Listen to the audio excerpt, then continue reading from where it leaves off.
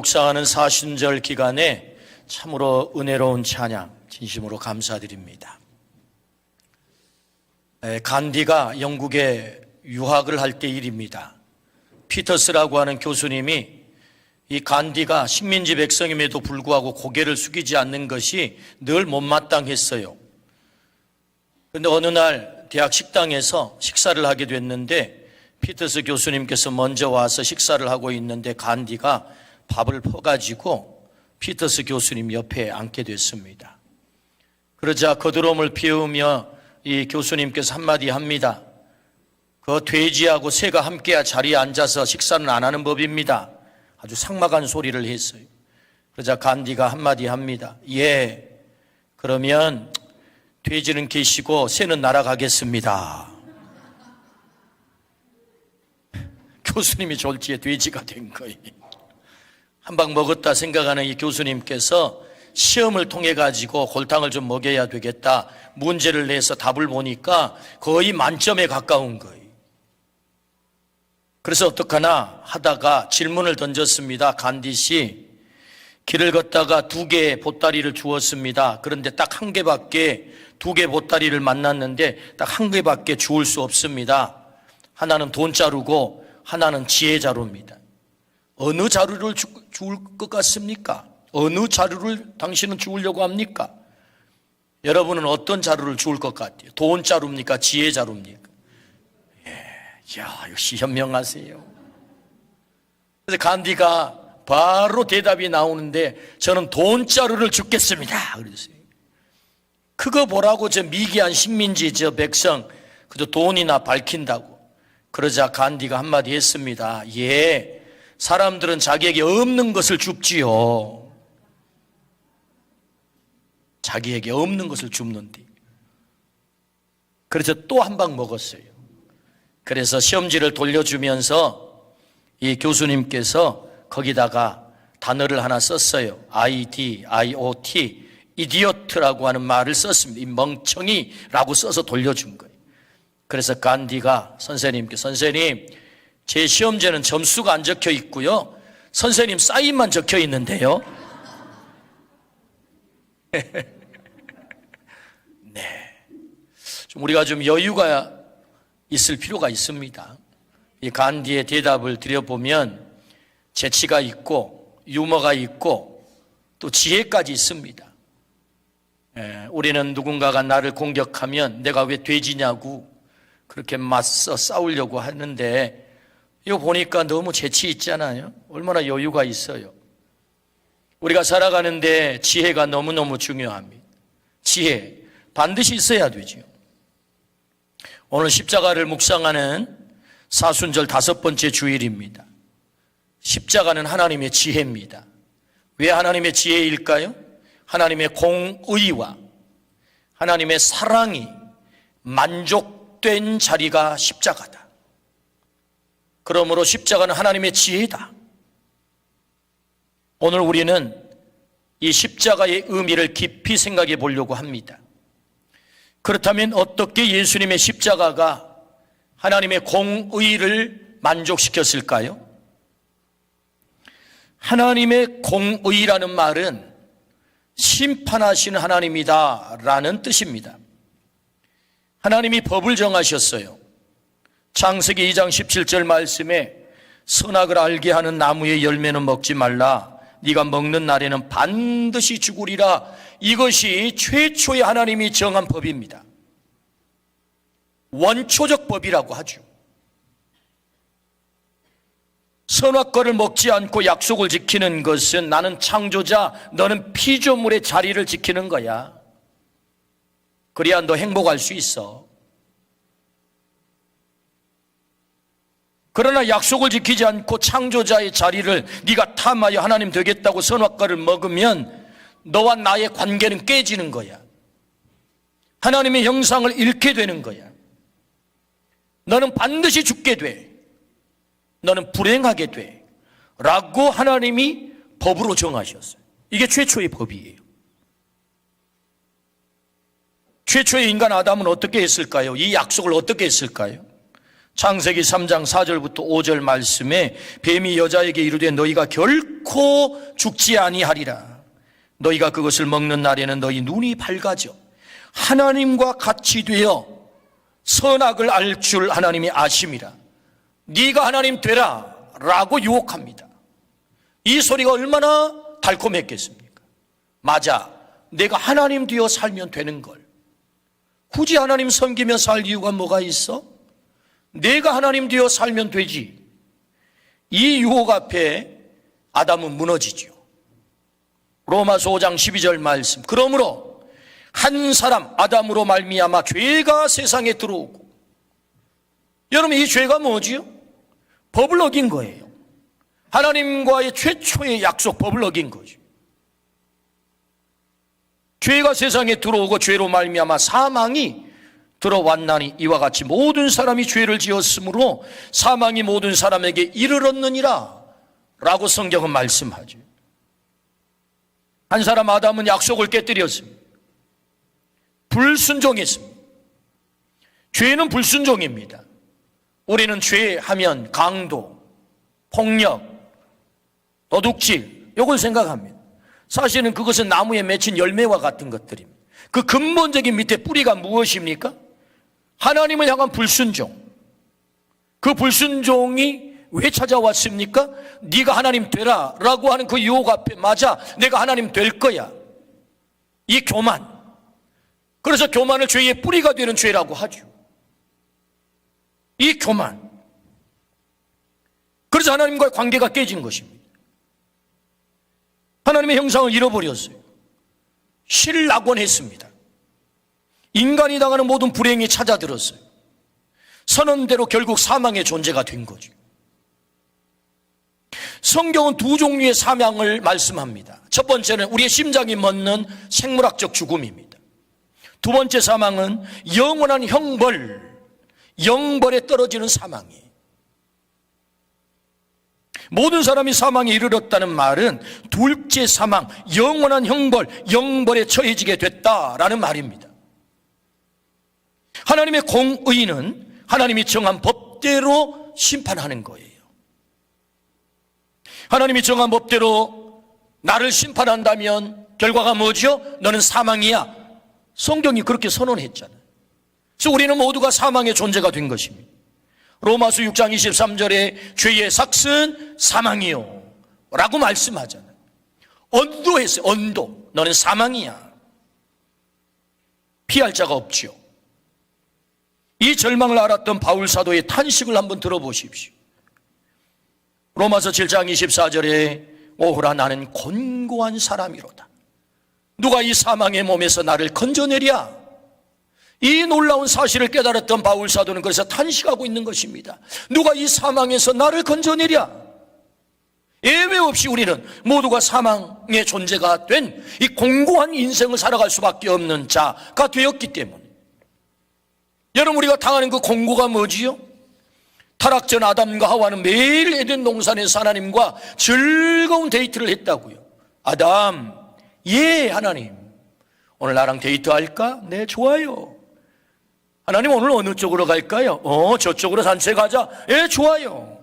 그래서 하나님을 사모하고 기다렸단 말이죠. 날마다 그 데이트가 너무너무 즐거웠던 거예요.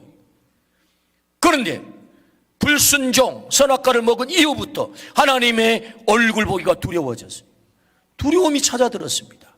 불안해졌어요. 그래서 성경은 뭐라고 기록하죠? 하나님의 낯을 피하여 숨었다. 누가 숨으라고 말한 적이 없어요. 그런데 두려움이 찾아든 것입니다. 그뿐이 아니지요. 땅은 저주를 받았대요. 가시덤불과 엉겅퀴를 내게 됐대요. 노동의 고통이 찾아왔대요. 네가 수고하여 이마에 땀을 흘려야 너는 먹고 살게 될 거야. 하나님이 태초에 천지를 창조하시고 인간에게 창세기 1장 28절에 복 주시며 이르시되 생육하고 번성하고 이 땅을 충만하고 관리하라. 우리에게 관리하라고 말씀했거든요. 그 노동은 기쁨이었어요. 피조 세계를 관리하는 이 노동은 기쁨이었다고요. 그런데 타락한 이후에 노동은 고통이 된 것입니다. 이마에 땀을 흘려야만 먹고 살 수밖에 없는 고통이 찾아온 거죠. 뿐만 아니지요. 여러분, 생명을 잉태하여 생명을 출산하는 것이 얼마나 축복이고 얼마나 기쁨이겠습니까? 그런데 너는 해산의 고통을 느껴야 하리라. 생명 잉태와 출산이 고통이 된 거예요. 사랑해야 될 부부가 서로 원망의 대상이 되었습니다. 여기서부터 부부싸움이 시작이 된 것입니다. 당신 때문이라고. 당신 때문이라고. 여러분, 부부싸움의 역사가 얼마나 깊은 줄 아십니까? 태초부터예요. 이게 태초부터. 타락한 이유예요. 그뿐 아니지요. 형 가인은 동생 아벨을 돌로 때려 죽이는 무서운 살인사건이 집안에서 벌어지게 됩니다. 그러니까 죄는 무섭게 에덴 동산에서 들판으로, 부모에게서 자녀에게로 이렇게 확장이 되어가는 거예요. 여러분, 죄의 이 확산성을 보십니까? 누가 이 사망의 몸에서 건져내랴, 이 놀라운 사실을 알았던 바울 사도는 그래서 탄식하고 있는 것입니다. 오호라, 나는 곤고한 사람이로다. 누가 이 사망의 몸에서 나를 건져내랴. 탄식할 수밖에 없는 아픔의, 고통의, 불행의, 사망의 존재, 그가 누굽니까? 오늘 우리라는 거죠. 그게 성경의 선언이죠.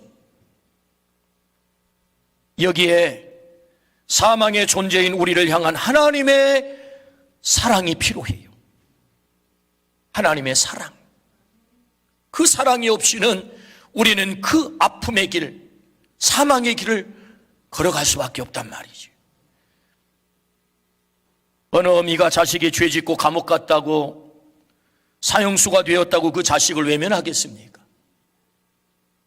이 땅의 모든 어미는 그런 자식일지라도 찾아가 눈이 퉁퉁 붓도록 울고 오는 것이 어미의 마음일 거예요. 우리 하나님 아버지의 마음도 그럴 것입니다. 1981년 형님이 영업용 택시를 운행하다가 저 서울 용산 육교 밑에서 큰 교통사고를 당했습니다. 구치소에 갇히게 됐습니다. 1월달 그 추운 날에 성동 구치소로 어머니와 제가 면회를 가게 됐습니다. 어머니는 형님을 만나고 하염없이 눈물만 흘렸어요. 죄 짓고 들어간 건 아닌데 감옥에, 그 구치소에 갇혀있는 그 아들을 본 어미는 계속 눈물만 흘렸어요. 그때 그 어머니의 눈물을 저는 잊을 수가 없어요. 저도 나이가 들어가면서 자식을 기르면서 두고두고 생각이 납니다. 어미가 어떻게 자식을 포기하겠어요? 아버지 하나님의 마음인 거죠. 아버지 하나님은 우리가 하나님의 형상을 잃어버린 채 사망으로 고통당하는 것을 두고 볼 수가 없었던 것입니다. 사망의 존재가 되어버린 우리를 두고 볼 수가 없었어요. 요한복음 3장 16절에 하나님이 세상을 이처럼 사랑하사 독생자를 주셨으니 이는 저를 믿는 자마다 멸망치 않고 영생을 얻게 하려 하심이라. 하나님이 우리를 사랑했대요. 하나밖에 없는 아들을 예수 그리스도 이 땅에 보내셨대요. 왜? 사랑하기 때문에. 나를 포기할 수 없어서. 이것이 하나님의 사랑이죠. 어떻게 우리를 회복시키십니까? 십자가에 그 아들을 심판하심으로. 나를 심판해야 되는데 나를 심판할 수 없어서 그 아들을 심판하심으로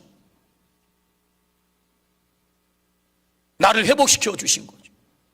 잃어버린 하나님의 형상을, 깨져버린 하나님의 관계를, 하나님의 아들과 딸이라고 하는 신분을 다시 하나님께서 그 아들을 십자가에 심판해버리시고 나를 회복시켜 주신 줄로 믿습니다. 그래서 여러분, 십자가를 하나님의 심판이라고 읽고 그 뜻은 사랑이라고 고백하는 것입니다. 십자가는 하나님의 심판이고 하나님의 사랑이다. 그래서 십자가는 하나님의 공의가 만족되는 것이고 하나님의 사랑이 만족되는 자리, 하나님의 지혜라는 거죠. 나를 심판하시면 나는 끝입니다. 나를 심판하는 대신 아들을 심판함으로 하나님의 공의를 만족시킨 거죠.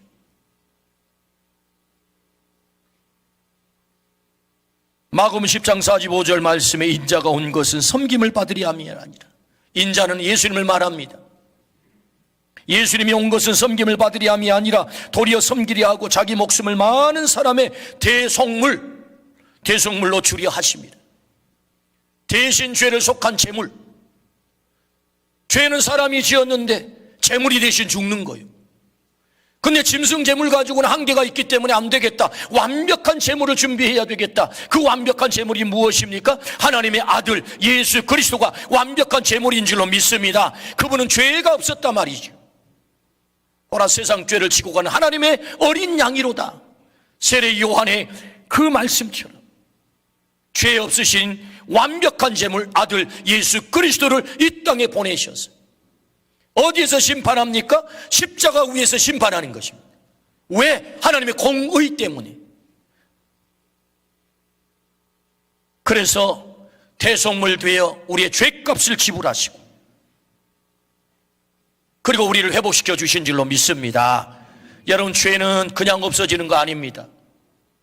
하나님이 전능하시기 때문에 우리의 죄도 그냥 알아서 다 탕감해 주면 되지 않겠습니까? 절대 그럴 수가 없어요.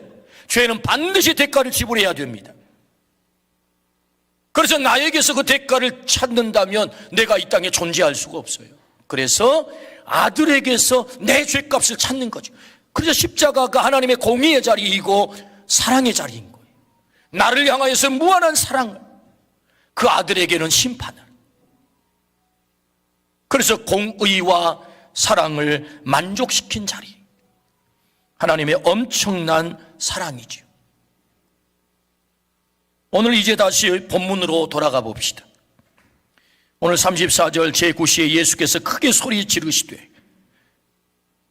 제9시는 오세시를 말합니다. 엘리 엘리 라마 사박다니 하시니 이를 번역하면 나의 하나님 나의 하나님 어찌하여 나를 버리셨나이까 하는 뜻이라. 아람어로 예수님께서 엘리 엘리 라마 사박다니 부르짖고 있는 것입니다.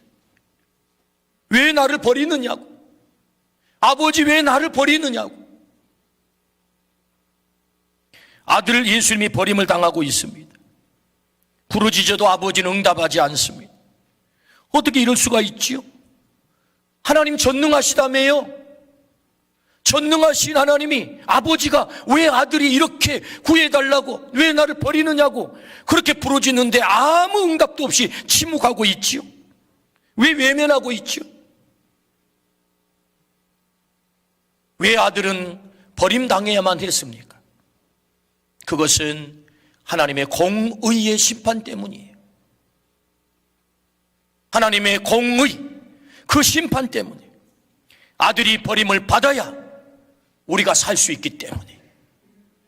진짜 전능하심이 무엇이 전능하심인 줄 아십니까? 아버지 하나님이 무능해서 아들을 구하지 않은 게 아니에요. 구할 수 있는 전능하심을 갖고도 나를 너무너무 사랑해서 아들을 죽여버리는 이 사랑의 전능성, 이게 하나님의 진짜 전능하심. 사랑을 위해서 자신의 모든 것을 내놓아버리는 그 전능, 그게 진짜 전능이죠. 여러분, 저기 증도에 가면 문중경 전도사님의 기념관이 있고 그 옆에 고은 목사님이 시를 써서 시비를 새겨놨어요. 그 시의 마지막 결론이 뭔 줄 아십니까? 문중경 전도사님이 공산군에 의해서 순교를 당하는데 그 장면을 묘사하면서 고은 목사님이 이렇게 쉽기를 적었어요. 당신은 죽어가는 것이 능력이었습니다. 자기의 목숨을 던져버리면서까지 마지막 신앙을 지키고 거기 사랑하는 성도들을 지켜내는 그것이 능력인 거예요. 살아나는 것이 능력이 아니고 죽어버린 것이 능력이에요. 아들을 죽여버리는 능력, 그리고 나를 사랑하는 전능함, 이것이 하나님의 전능하심이거든요. 이사야 53장 4절에서 6절, 그는 실로 우리를 질고를 지고 우리의 슬픔을 당하였거늘 우리는 생각하기를 그는 징벌을 받아 하나님께 맞으며 고난을 당한다 하였노라. 여러분, 이 말씀은 예수님 오시기 전에 700년 전에 예언자가 예언한 내용인데 마치 예수님의 십자가 아래서 그 장면을 고스란히 다 보고 기록한 것과 같은 똑같은 말씀이에요. 예언의 성취죠. 예수님 우연히 죽은 거 아닙니다. 예언된 대로. 그 죽음이 어떤 죽음이냐? 그가 찔림은 우리의 허물 때문이고 그가 상함은 우리의 죄악 때문이라. 그가 징계를 받음으로 우리는 평화를 누리고 그가 채찍에 맞음으로 우리는 나음을 받았도다. 우리는 다 양 같아서 그릇 행하여 각기 제 길로 갔거늘 여호와께서는 우리 모두의 죄악을 그에게 담당시키셨도다. 아멘. 아멘. 아들에게 우리 모두의 죄악을 담당시키셨도다. 주님은 그렇게 말씀하세요. 아들을 사망에 버리시고 나에게 생명을 주셨어요. 아들을 심판하시고 나를 구원하셨어요. 아들을 저주하시고 나에게 축복을 주신 거예요. 이걸 가리켜 우리는 거룩한 신적 교환이라고 하죠. 사망을 가져가시고 생명을 주신 그 십자가, 이 신적 교환의 자리.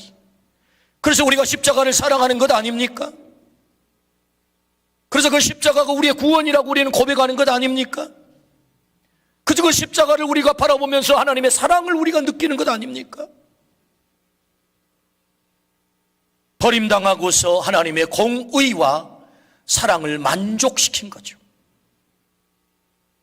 이 엄청난 사건을 통해서 오늘 나에게 주시는 메시지가 무엇입니까? 그 첫 번째는 나를 포기하지 않으신 하나님의 사랑이에요. 나는 너를 절대로 포기할 수 없어.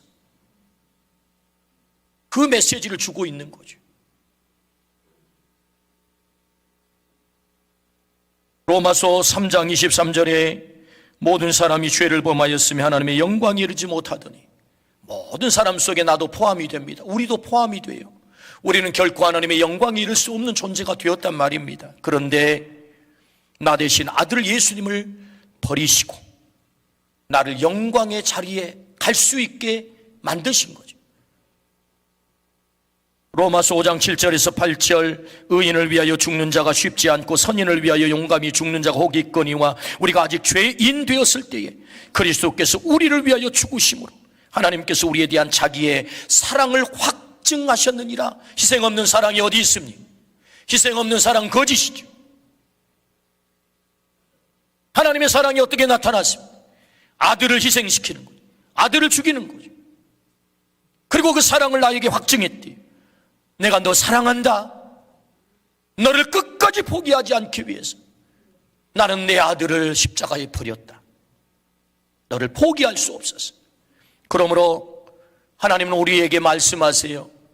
나는 너를 절대로 포기하지 않을 거야. 어떤 일이 있어도 네가 찢기고 상처지고 냄새나고 오염되고 죄짓고 그럼에도 불구하고 나는 너를 절대로 포기할 수 없어.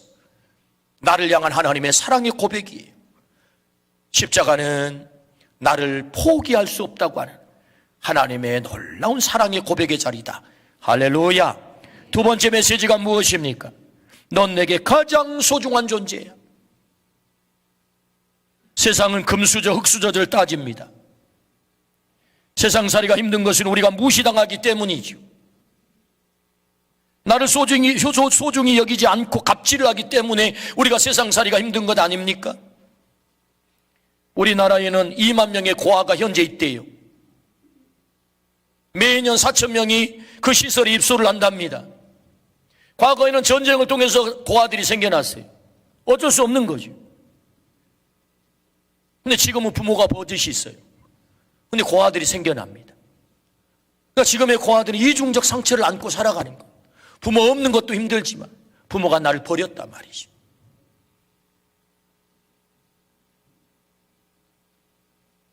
부모도 자식을 버려요. 그러나 기억하십시오. 우리 하나님은 나를 너무너무 소중히 여겨서 이사야서 49장 15절 말씀에 이렇게 말씀하세요.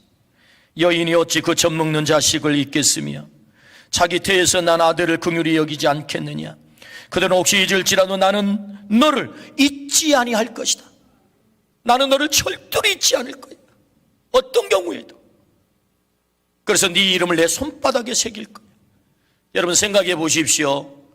하나님은 손바닥에 기록하지 않아도 다 기억해요. 전지하시기 때문에, 그런데 일부러 나를 잊지 않기 위해서 내 손바닥에 네 이름을 기록하겠다. 내가 너를 고아처럼 내버려두지 않겠다. 너는 내게 소중한 존재야. 아멘 하십시다. 나만 소중한가요?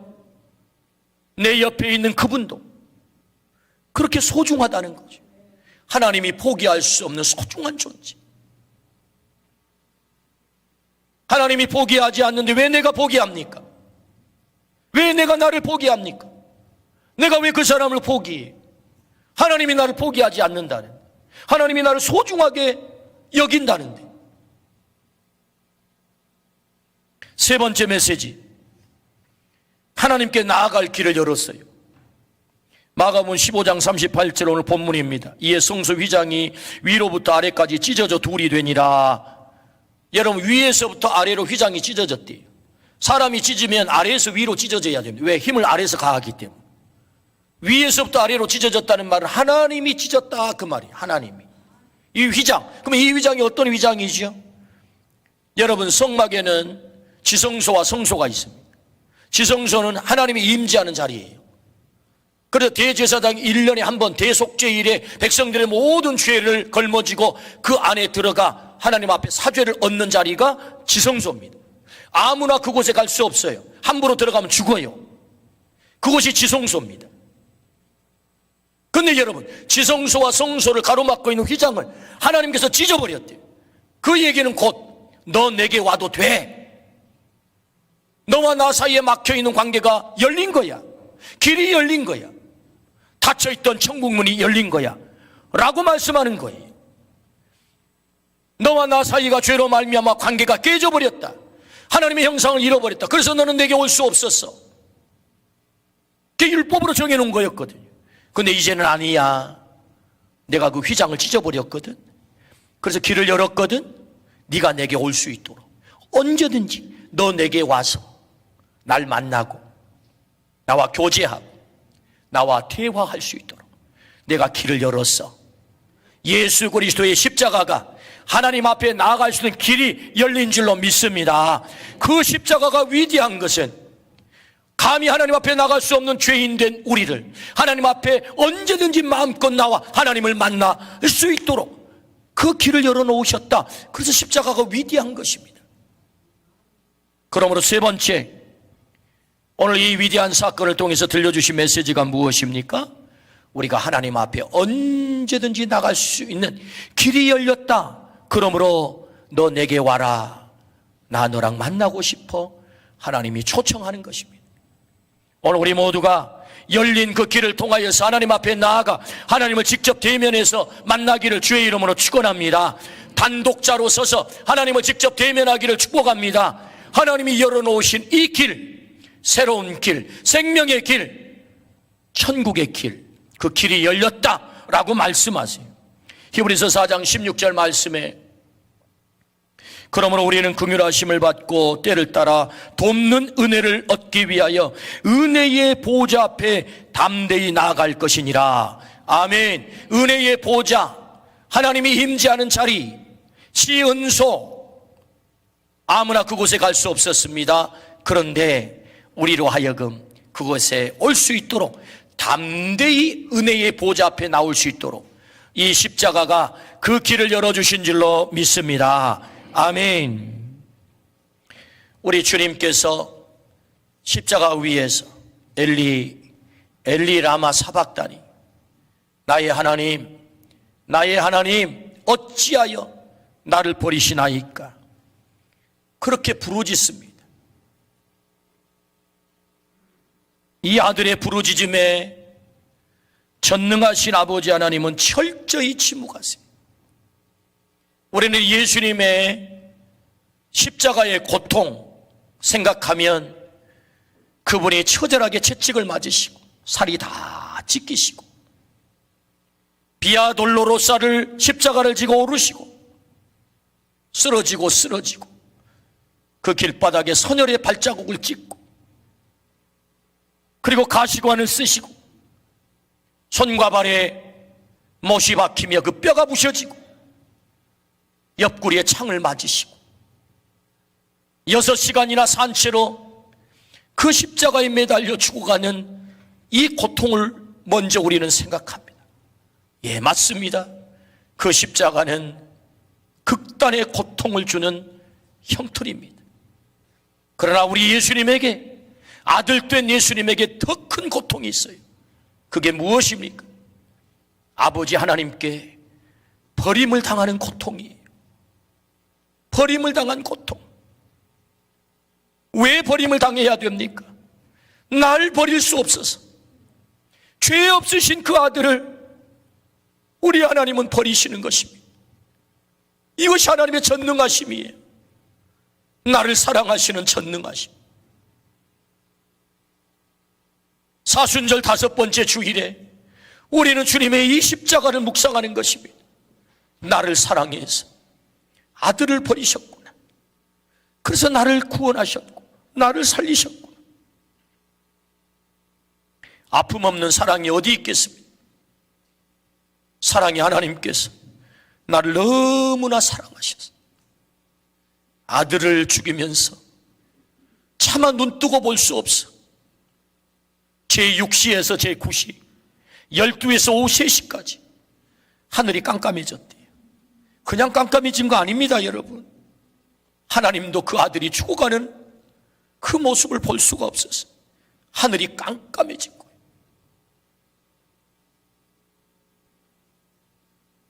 십자가는 하나님의 공의와 사랑을 만족시킨 하나님의 지혜입니다. 나를 절대로 포기할 수 없어서 나를 너무너무 소중하게 여겨서 너 내게 와야 돼 그 길을 여시면서 하나님이 우리를 향한 사랑의 프로포즈, 내가 너를 사랑해, 그것이 십자가입니다. 오늘 십자가가 우리 가슴 속에 이 놀라운 사랑이 찍히기를 주의 이름으로 축원합니다. 아멘. 기도하십시다.